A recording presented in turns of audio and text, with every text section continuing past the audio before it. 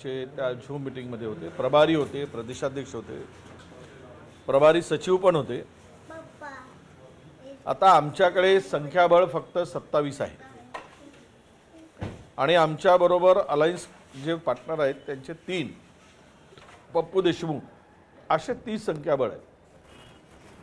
उर्वरित 4 संख्या जी लागते सत्ता स्थापन करायसाठी याची जबाबदारी खासदार धानोरकरांनी घेतलेली आहे आणि त्यांच्या संदर्भात महापौर सुद्धा काँग्रेसचा आणि त्यांनी जे नाव देतील त्यांना महापौर करायचं ठरलेलं आहे आणि गटनेता सुद्धा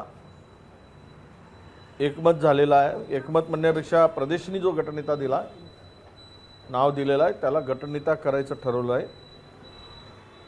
आणि स्टँडिंग कमिटी 5 वर्ष ती माझ्या बाजूला राहील असं त्या ठिकाणी ठरलं आणि जे येणारे आहेत सोबत त्यांना उपमहापौर द्यायचं आणि स्टँडिंग कमिटीमध्ये सदस्यत्व द्यायचं अशी चर्चा झाली।